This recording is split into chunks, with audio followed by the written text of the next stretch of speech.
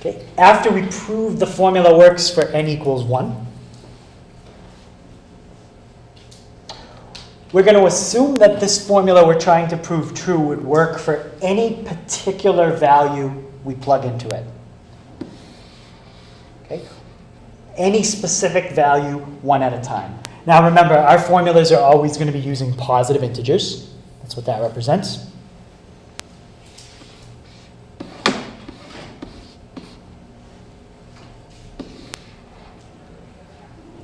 And this is the part that people get a little confused on. Okay? After you show that it works for at least one value, okay, n equals 1, you can assume that it would work for any one value that you plug in. You could plug in 4 and it would work. We can't say anything else about any other number other than the one you're plugging in. Okay, but we can assume that it would work for any single number one at a time. But that's not what we want to prove, that it would work for just a single number. We want to prove that it would work for every number at the same time. Okay? Not just one number taken one at a time. Any question on that?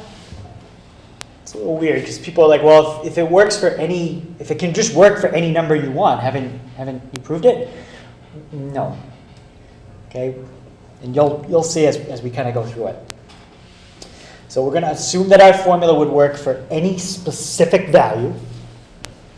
Okay? But it has to be a specific value, which I'm going to call k most of the time.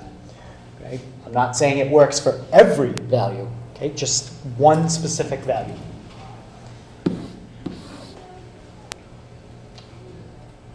And the next step is to show that it works for the one after the specific value. But you're not going to show that it works for the one after by plugging in a number. We're going to do it as a proof. So that way, if it always works for the one after, then it's going to work forever. Meaning we'll have proved it for every case. Okay, visually, you can kind of think about it like a set of dominoes. Okay, if you think about, you're going to prove it for the first one, and then if it's true always for the one after, and you proved it for the first one, that means it's true for what? The one after, exactly. So if it's true for the first one and it's true for the one after, it's true for the second one. And if it's true for the one after, it's true for the third one, and so on. So it's kind of like you knock over that first domino, and then it knocks into the second, and then the second knocks into the third, and the third into the fourth, and so on. You just have to knock over that first domino, and that's our base case. Okay, so when we do the base case, that's like knocking over the first domino, and then the induction is the dominoes hitting every other one after that. Okay? Any question on that kind of description? That's the best way to kind of describe what we're trying to do. All right, so let's go through a proof. Okay, one application for inductive proofs is to prove a formula is true about a series. Okay, and I'm not going to do one quite like the example I showed you. This one's a little easier, a little less complicated. And all it says is that if you add up the first n integers, the answer will be n times n plus 1 over 2. People remember seeing that last week? That formula? And I'm just going to show you the 4 basic parts, and then we can go back and write them down as we go through. We're going to show it works for a base case. Then we can assume that it would work for any specific value we want, particular value. But you have to pick a particular value, and we're going to pick k. K does not represent any value. It represents a particular value. And then we'll assume it works for a particular value. Then we're going to do induction.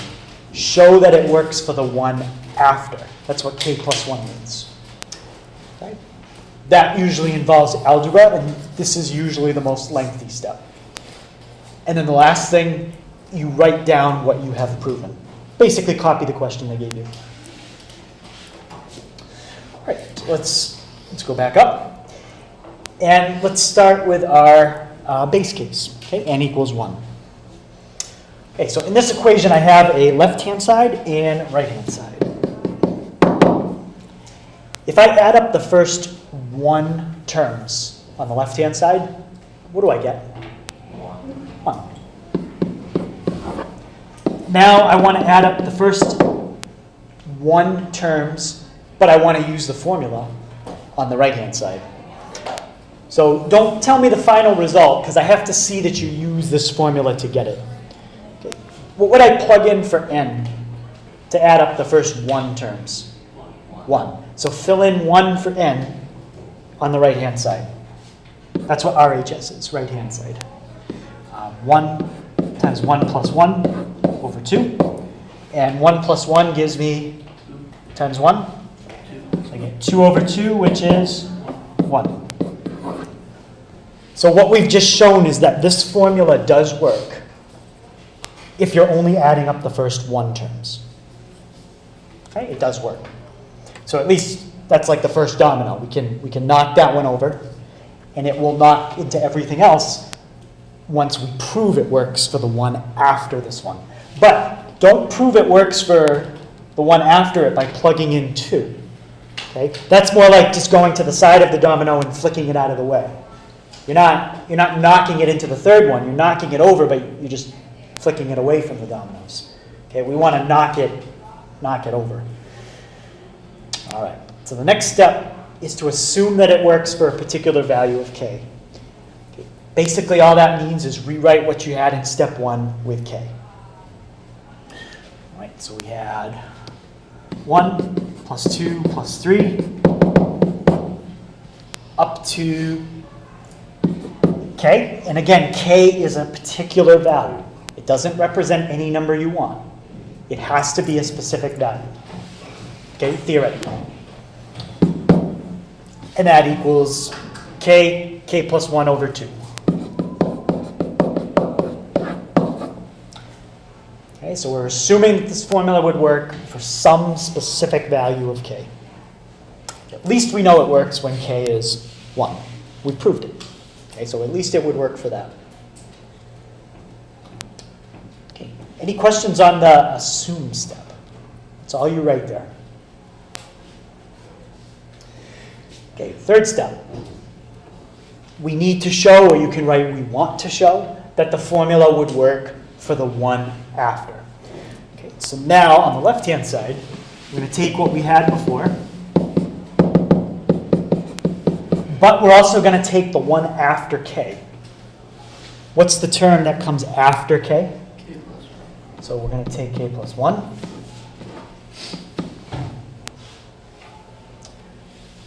And I can put right here, this is what we want to show, WTS.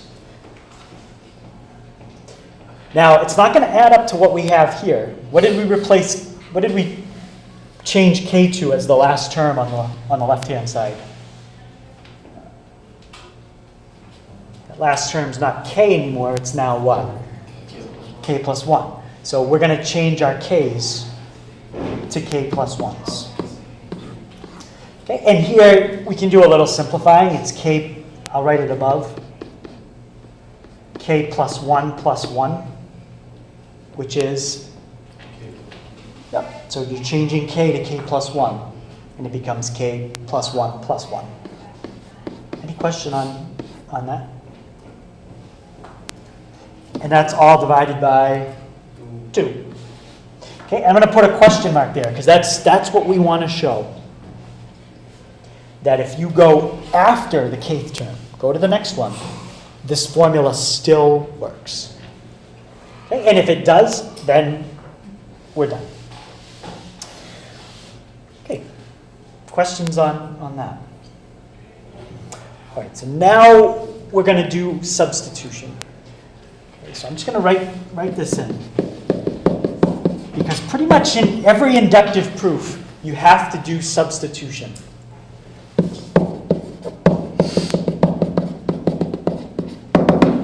And the substitution is going to come from your assume step.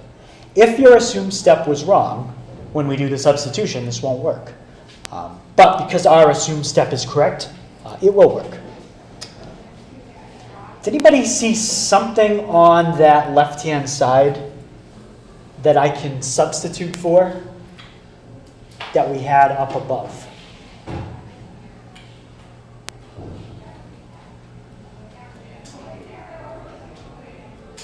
There's a big chunk of that left-hand side that can disappear. Yeah? 1 plus 2 plus 2 plus k. Yes. Everything from what's in that green box. We have a formula for it. Okay, if we look up above to our assumed step. What does everything that's in that green box add up to?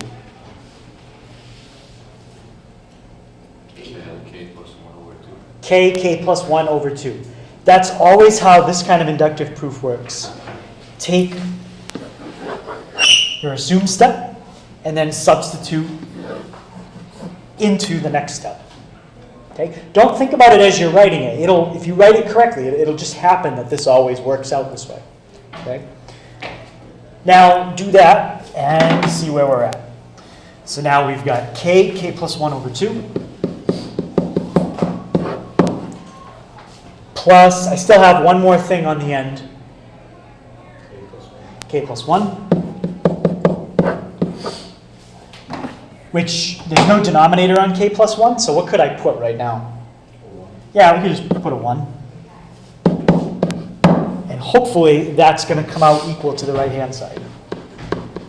K plus 1, k plus 2 over 2. Basically, this right-hand side is never going to change. We're going to keep it the same, hopefully until it matches the left. And then we're done. All right, what do I have to do to add these fractions up? Common denominator, which is 2. So I'm just going to do 2 times k plus 1. And I'm going to put everything over 2. Okay, now I've got common denominator. And that still equals, just copy down what's up above. Okay, anybody see what I can do on the left? Okay, it's two ways you could do it. You could either distribute everything out on the left, distributing everything out on the right, and see if they match. Or I think there's a quicker way in this one. What else could we do on the left?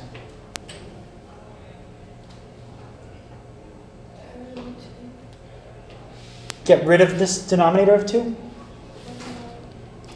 I want to keep that denominator of 2 because that matches the other denominator of 2, so the bottoms match here, which is good.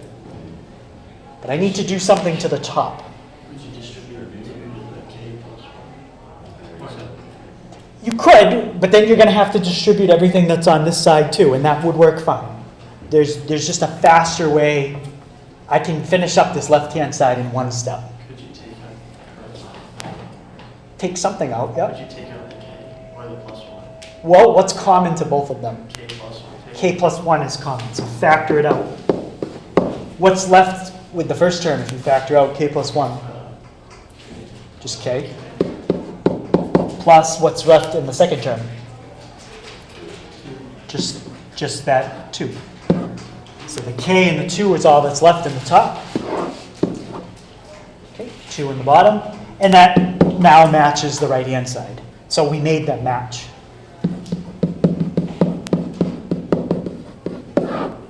That's the one thing that can really mess up induction. If your algebra is not good and you make a mistake in the algebra, then you might think you made a mistake in the inductive proof somewhere for some other reason. Okay, but a lot of times most mistakes come from algebra.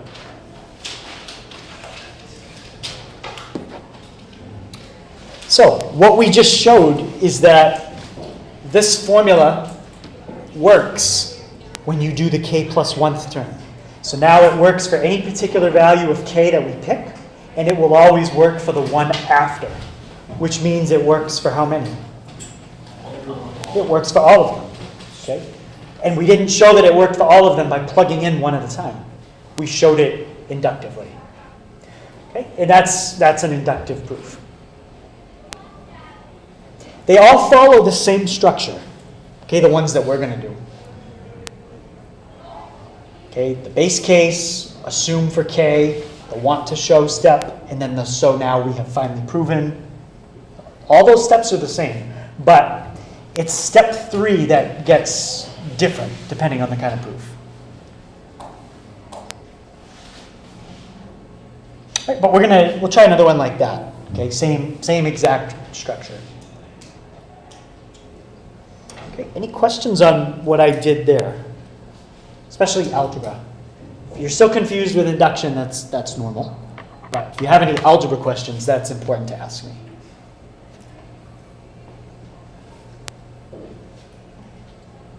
All right. Okay, so this one says, let's see, if you add up the first n odd numbers, it will add up to n squared. Right? And we're going to go through a proof and see that is true. I'm not going to ask you to prove something that it isn't true. Okay, it'll always be true.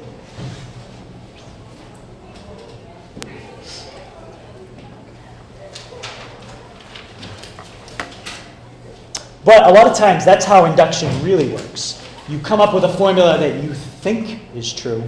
You try to prove it, and then you realize, oh, wait a minute, my formula doesn't really work. So then you start over, and you come up with a new formula. Okay, but there's your formula right there, n squared.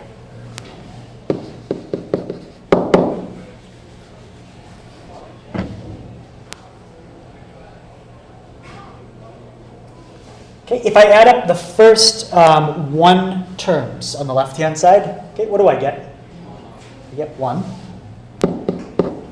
And on the right-hand side, can you show me the calculation for how I would figure out? Yep. So 1 squared equals 1? Yes, 1 squared, and then say equals 1. By showing me the 1 squared first, I can see that you plugged 1 in for n. If you just write 1, I don't know how you did the right-hand side. Okay, you got to show me that. Okay, and that's all you have to do for the base case. Questions on that? If you decided to do more on the base case, it would kind of be pointless. That would almost be like if you had dominoes and you put your fingers on the first 3 dominoes and you tip them all over at the same time. You don't need to. If you just tip the first one over, it'll hit the second one for you, and the third one, and the fourth one, and so on. You don't need to tip 3 dominoes at the same time. Okay? That would be like doing more base cases. We don't need to. All right, so now we're going to assume that our formula works for a particular, not any value, but just a particular value, and we're going to call that particular value k. Okay. If nothing else at all, we know that it at least works when k is equal to 1. That's the base case. Okay, so assume the formula works for a particular value of k. Anyone think they can tell me what's going to be on the left-hand side here? 1 plus 3 plus 5. Okay, then I might have to help you out a little bit. And now we're changing n to k, so what's that next term? 2k minus 1. 2k minus 1. And now we want the one after that. So, 2k. well, what do you change k to get to the next term? Change k to k plus 1. So the next term is change that to k plus 1. This is the term after that. 2k plus 1 minus 1. Okay? Just increment that k by 1 number. It has to go 1 number higher. And we'll simplify this if we want in the next step. Okay, so that's my left-hand side. And what about my right-hand side?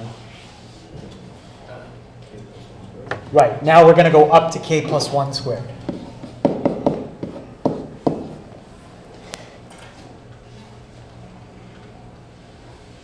Oh, whoops. Sorry, that should have gone on step 3. We kind of jumped ahead. What we wrote is correct, and now we would go from there. But that's the k plus 1 step. The kth step is even easier. Just change your n's to k's. What was it? 2k minus 1. That's what should be on step 2. Can we skip that step? You really should write that. I know I skipped it when I did it, but you really should write that because it's going to be part of our substitution in a second. Without that assume step, we can't do the substitution. Yeah.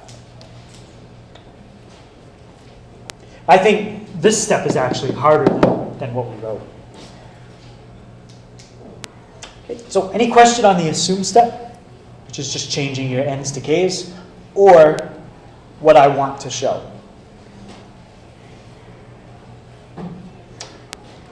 All right, so this k plus 1, my goal is to just leave this here the whole time. I'm never going to do anything with the k plus 1 squared. Somehow I'm going to turn the left-hand side into the right. Okay, first step is usually some kind of substitution. Okay, looking at what I had above, does anybody see what I can substitute for in my want to show step? Yep. The 1 plus 2 plus 5 plus 2k minus 1 Yep, right up to that. equals k squared. Everything that's in that box equals k squared. If we made the wrong assumption, we'll find out this will not work. Okay?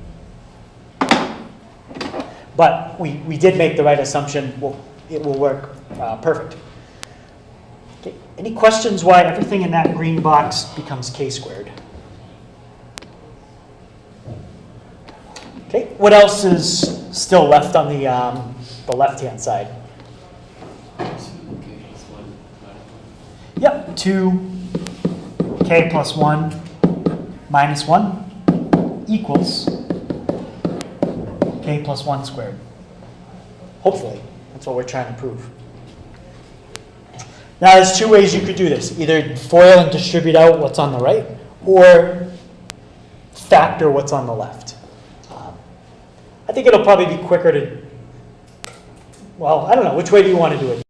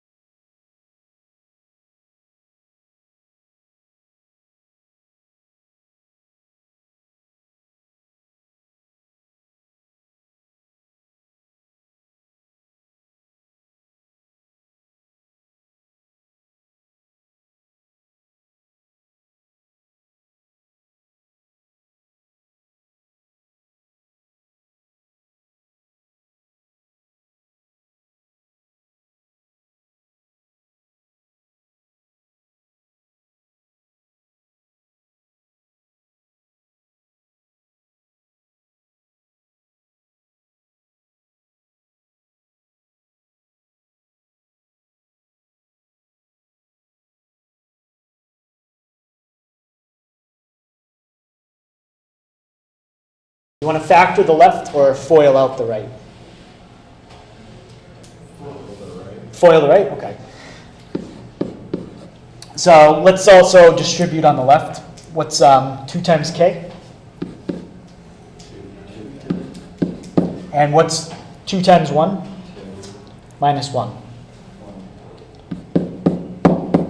And now, if we do out k plus 1 times k plus 1, what's k times k? K squared. K times 1? Yeah, and then another k times 1, that's 2k. And 1 times 1? 1. So is the left and the right the same? Yes. Yes. So now we showed that it was true for a particular value of k. And now we know it's true for the one after, which means it's true forever. Yep. It's like now we've knocked over the first domino, and it now just hit into the second, which hits the third, and so on. Okay, and then your last step, just make sure you write we have shown, and then what we proved. Now it's important when you write what we have shown that you go back to n. N represents any value. Okay? N can be any positive integer you want.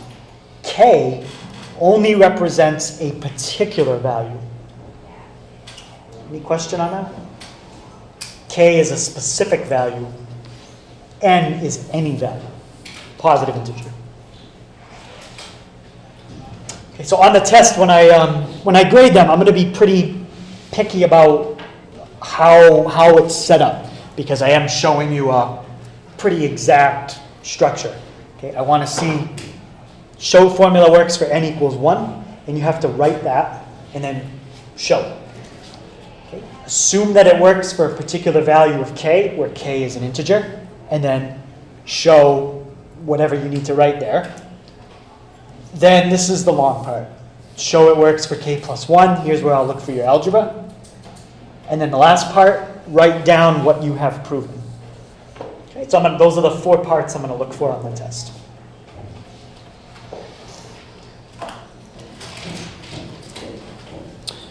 All right, so last one we'll look at is a problem about a recursive sequence. Okay, maybe we'll look at maybe we'll do 2. We'll look at one where I give you the sequence formula, you just have to prove it, and then we'll do one where you actually have to go through and find this yourself. Okay, this is what we did last week, finding an explicit formula for a sequence of numbers. Okay, what I decided to do, though, just to make it a little easier the first time, I gave you the formula. You just have to prove it.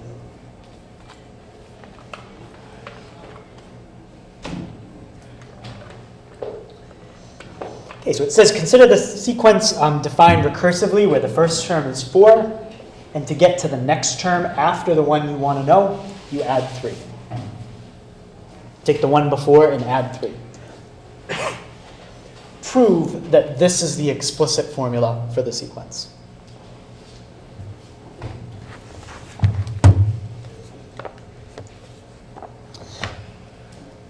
So first thing we might want to do is let's just write out a few terms in the sequence. So that way we can, when we get to the base case, we can at least look at the first term in the sequence generated using the recursive formula. Then we'll try it with the explicit formula, and they should match. Okay, what's the first term in the sequence? And how do we know that? It's given, right there. What's the next term in the sequence? And how do you know that? Right, it's the term before plus 3. It's not what I circled right here. You can't use that. We don't know if that even works. Okay? All we can do is use what they gave us. That's true. Take the term before, add 3. Okay, let's do just one more term. 10. Right. So our goal now is to figure out, does this explicit formula match what we're getting there? Okay, the first thing we have to do is prove it's true for the, what do we call that? The basis, yep, or the base case. And the base case is when n equals 1. So, my goal is to show that you get the same first term whether you go by the definition they gave you or the explicit formula. Okay. So the first thing is they gave me the first term. So the first term is 4. That's given. Now let's generate the first term using our explicit formula. Using the formula, a sub n equals 3n plus 1. Okay. To find a sub 1, or to find n, what do I plug in for n here? Plug in 1. And that'll give you a sub 1. Okay. What's 3 times 1? And 3 plus 1? Did I get the same term? Yeah. Using the explicit formula, I got 4. Using what they gave me, I got 4. So this is a little different. It's not like a left-hand side and a right-hand side. It's what did they give me as the first term? What did I calculate as the first term? They match. If they didn't match, that would mean the formula is wrong.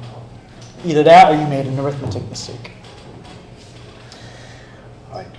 So now what's our step after the base case? Yep, now we do the assume step. Okay, assume that our formula works for a particular, not any, but a particular value, and we're going to call that particular value k. All right, so let's assume that a sub k equals 3k plus 1. It's important to write this because it's going to be part of our substitution step next. Okay, so we need to show the formula works for k plus 1. Okay, so this is what we want to show. A sub k plus 1 equals, and now what would I write down based on what I just did up above? Yep. Yep, and if we want to simplify that, that's going to simplify to 3k plus 4. That is our goal. This is what we want to show.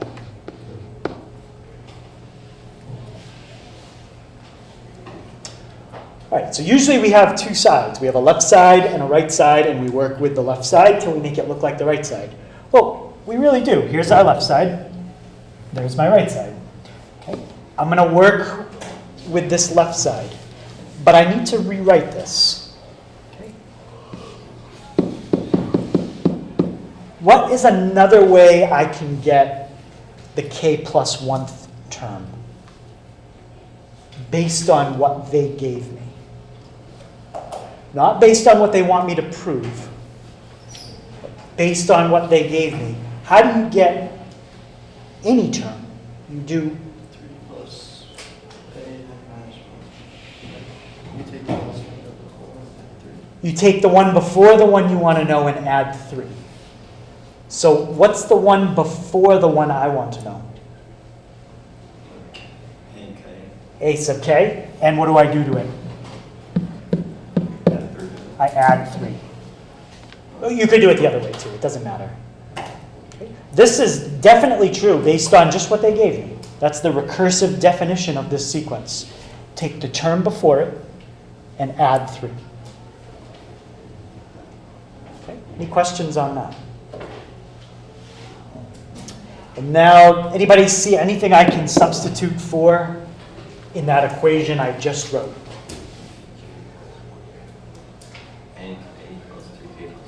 Right, go back to the assume. Okay, go back to what we said we're going to assume. A sub k is 3k plus 1. Okay, we're going to plug that in, and hopefully we're going to end up with our goal, what I circled earlier. If we do, then we get the same result using the explicit formula and the same result with the recursive formula. They're the same thing. If we don't, we're in trouble. 3 plus 3k plus 1. What's 3 plus 3k plus 1? 3k plus 4, which was our goal. That's what we wanted to get. Okay, since they match up, now we have shown that a sub n equals 3n plus 1. Okay, very important when you write this last step, you change it back to n, because n represents any positive integer, not just a specific positive integer.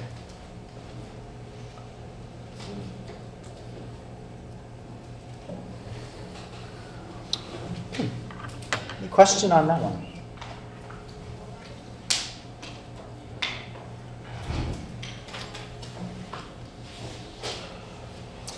All right, so we'll, let's try one more with the sequence. Except I'm going to take it one step further, and I'm going to have you come up with the formula on your own. Okay, that's like what you did on the test. All right, let's try.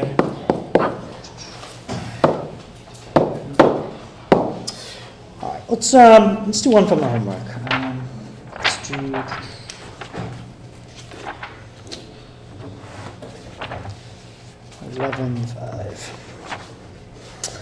All right, so let's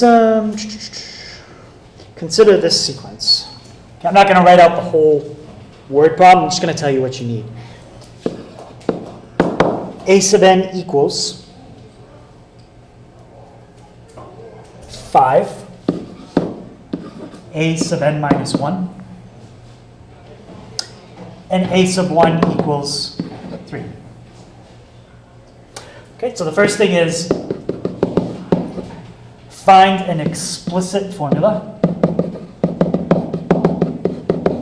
for the above sequence. Bless you. And then the second thing is prove your formula works using induction. So find an explicit formula for the above sequence and prove your formula works. Okay, now as we went through this, I didn't mention it last time, but what kind of sequence of numbers is this? 4, 7, 10? There were two types. What's that? Yes, this is arithmetic. You're adding to get from one term to the next. Okay. Let's write out the first few terms here so you can see them. Okay, 3. What's the next one? 15. And that's good, 45. Okay, is this arithmetic? It's geometric. No, it's geometric. But we had a formula for writing an equation for writing the explicit formula of a geometric sequence. All right? So take a second, see if you can remember the formula, so then we'll get that part done. And then we'll try to do the induction part after. All right, so Corey found us the formula. It's a sub n equals a sub 1 r to the n minus 1. Just fill in what your a1 and your r is in our case. Okay. What's a1 in this formula? 3. And what's r? 5. It's the common ratio. Okay, it's what we multiply by each time. So in theory, theirs is your formula that would generate any term in the sequence. So that's the explicit formula? That's the explicit formula for the above sequence. Yep. Now we're going to prove that that formula works. Okay, and I'm going to copy and paste some of the steps from the other page just to show you it's exactly the same steps.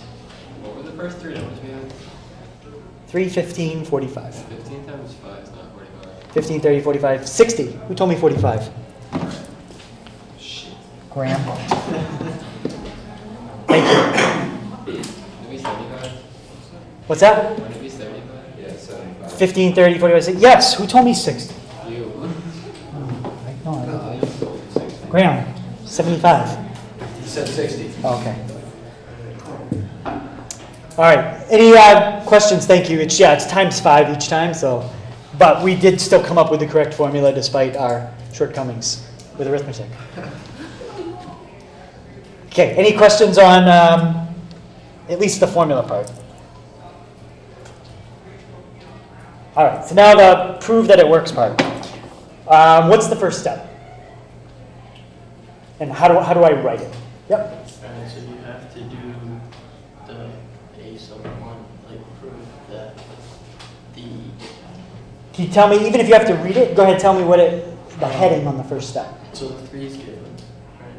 I'm confused with To show the formula works for n equals 1. that. Yeah. Thank you. That part we got to write first. Show the formula works for n equals 1. I could actually just copy the whole thing and just erase what I don't need, because a lot of it is going to be similar. Okay, show the formula works for n equals 1. All right, so first term, I would say the first term is given. It's 3. First term is 3. Why? It's given. Okay, using my formula. And now this we really don't know. We came up with this formula on our own. It might not work. We'll see. Okay, so using my formula, I have a sub n equals 3 times 5 to the n minus 1. So I'm going to replace n with 1. 3 times 5 to the 1 minus 1. Let me fix that. That gives me 5 to the what power? 0. And 5 to the 0 is 1. And 3 times 1? 3. So, using our formula and going along with what they gave me, it appears that our formula is correct, at least for this case. All right, now I've done the base case. What do I do next? Assume. Do the base k plus 1. Not k plus 1 yet. Works for k. Oh, so Particular value. Right, assume that the formula works for any particular value. We'll call that particular value k. And again, k has to be a positive integer. K can't be like 2.4. Okay, talking about terms in a sequence.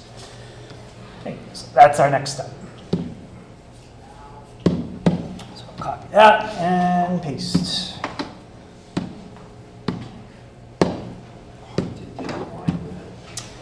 That's okay.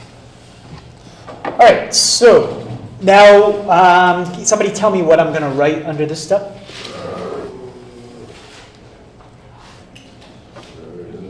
A sub k Mhm. is equal to 3 times 5 k minus 1. Yep. And that is going to be part of my substitution at some point somewhere. Okay, that's my assume step. What's step 3? Make sure it works for k plus 1. Yep, that's the want to show, or we need to show that the formula is going to work for k plus 1. Let's copy that.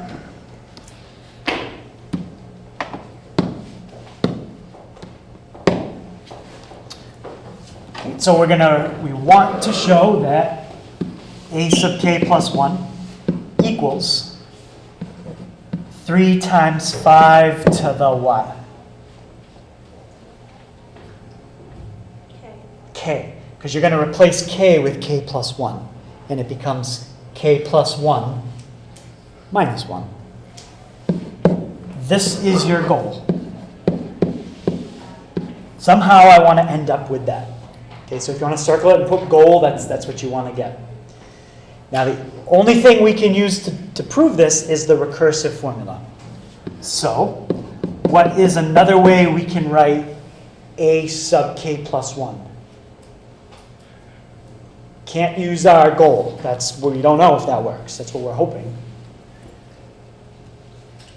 But how do you write a sub k plus 1 recursively? And they told us, where did they tell us? Back here.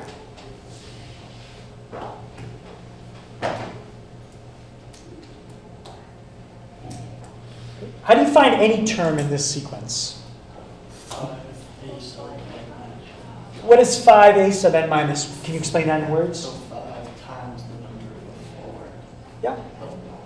So to find a term, 5 times the one before. Okay. That's all you have to think, 5 times the one before. So what is 5 times the one before this one? Brad? 5 times A. Yep. That's 5 times the one before. Okay. Now, anybody see what I can substitute for? Yep. Substitute all of that for AK. And hopefully we'll do a little algebra and end up at our goal. All right, so we get 5 times 3 times 5 to the k minus 1.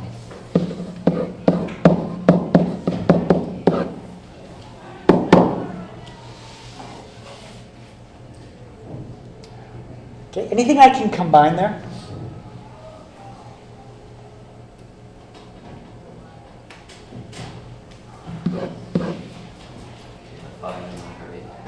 You could combine the 5 and the 3, but if we do that, it won't get us towards our goal.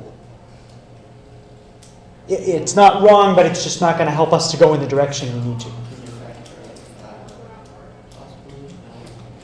Okay. What else can we combine here using rules of exponents?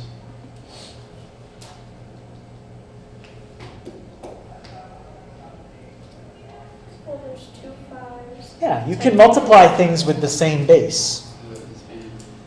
What's the rule when you multiply things with the same base? You Add the exponents. Well, there's no exponent on the 5. It's equal to the 1. There's a 1. It's 1. Okay. So there's a 1. So what do you get when you add 5k. the exponents? Yeah, you get 3 times 5 to the 1 plus k minus 1. Add your exponents. And we get 3 times 5 to the k, which was our goal. So we showed that the formula, the explicit formula we came up with, works. Okay, so not only did we discover the formula, we proved it. So now that's our last step. Just write down, we have shown. And because I'm writing the final step, what letter should I be using? N, because that represents any positive integer, not just a specific one. And what did we prove? We have shown that a sub n equals 3 times 5 to the n minus 1.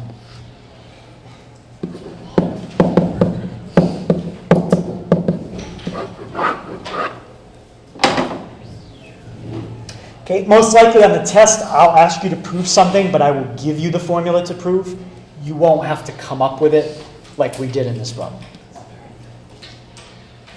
Even though it wasn't a very hard formula to come up with. What's that? Yeah, inductive proofs can be very time consuming. They're generally a lot of writing, but it's the same steps every time. Okay. Are we gonna write down what we're doing every time? Are we gonna have it on the test, I think there's only one or two of these anyway. So yeah, you will have to write it. These 4 steps each time we have shown. We need to show all that stuff. Yeah, you do have to write that. If you forget to write one of these headings, you won't get any credit for that step. Okay, that's being very picky, but I told you that's what I'm looking for, so now you all know. Do we have to do it word by word, or can we just write show k plus 1, show the particular value, something like that? Well, I'm going to be looking, as long as, you're saying assume here. Yeah. Assume that it works for k. Or you could say a specific value of k. I have to understand that k is a particular value. Okay. So I just be safe, I would just copy what's there. Yeah. Step 1, show formula works for n equals 1. You could write, there's not many other ways you could write that. Substitute 1 in for n to show the formula works. You could rewrite it that way. But I would just stick with that. Okay, and of course the last step, you could say we have proven that, we have shown that. Anything like that is fine. You want to what? Can you ask the second step? Yep, second step is assume that the formula works for a particular value of k. And again, k is an integer. That's what this symbol means. You could write that out if you didn't want to use this notation. K is an integer, but that's a little longer.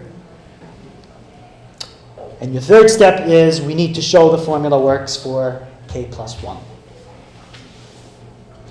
You could write, if you wanted to abbreviate a little bit, you could write WTS. Want to show formula works for k plus 1. You could write that instead of we need to show.